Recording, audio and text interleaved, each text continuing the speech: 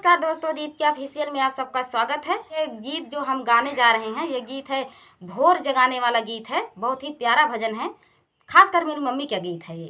तो आप लोग सुनिएगा और बताइएगा।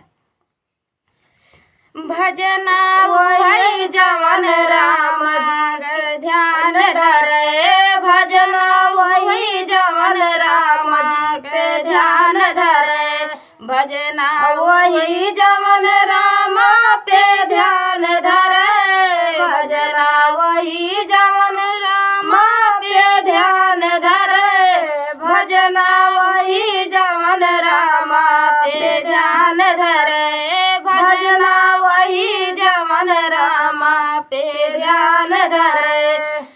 सब बाजन में बाजा बड़ा है, सब बाजन में बाजा बड़ा है, बाजा वही जवन इंद्र परी मोहिलिया, बाजल वही जवन इंद्र परी मोहिलिया, भजना वही जवन रामा पे ध्यान धरे, भजना वही जवन रामा पे ध्यान धरे। सब बेटन में बेटा बड़ा है, सब बेटन में बेटा बड़ा है, बेटा वही जवन देवतन पे ध्यान धरे, बेटा वही जवन देवतन पे ध्यान धरे, भजना वही जवन रामा पे ध्यान धरे, भजना वही जवन रामा पे ध्यान धरे। सब बेटिन में बेटी बड़ी है, सब बेटिन में बेटी बड़ी है, बेटी वही जवन माता पिता ध्यान धरे, बेटी वही जवन माता पिता ध्यान धरे, भजना वही जवन रामा पे ध्यान धरे, भजना वही जवन रामा पे ध्यान धरे। तो ये प्यारा सा भजन गीत आप सबको कैसा लगा कमेंट में जरूर बताना। तब तक के लिए मिलते हैं अगले वीडियो में। सीताराम दोस्तों, कैसे हो आप सब? आशा करती हूँ आप लोग ठीक होंगे। सुनाएंगे आप सभी को लाचारी गीत, बहुत ही प्यारा लाचारी गीत है। तो देर न करते हुए चलिए सुनाते हैं आप सभी को ये प्यारा सा लाचारी गीत।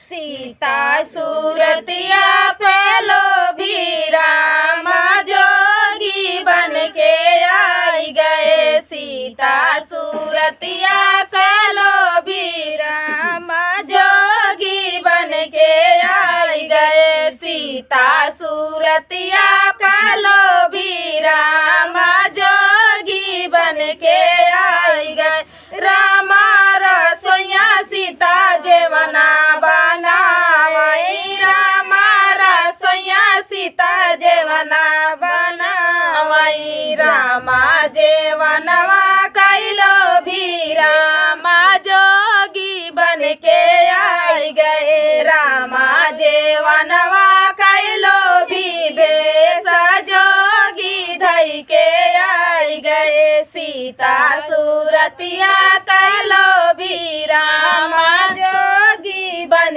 के आई गए, सीता सूरतिया पालो भी रामा जोगी बन के आई गए, गंगा जमुना सीता जल भरी लाए, गंगा जमुना सीता जल भरी लाए, अरे गंगा जमुना सीता जल भरी लाए, रामा रामा गेरुआ कैलो भी रामा जोगी बन के आई गए, रामा गेरुआ कैलो भी भेष जोगी धई के आई गए, सीता सूरतिया कैलो भी रामा जोगी बन के आई गए, सीता सूरतिया पैलो भी रामा जोगी बन के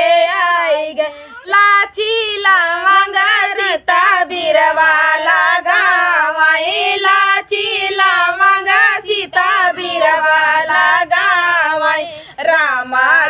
रउआ कालो भी भेष जोगी धई के आई गए। रामा वीरउआ कालो भी भेष जोगी धई के आई गए।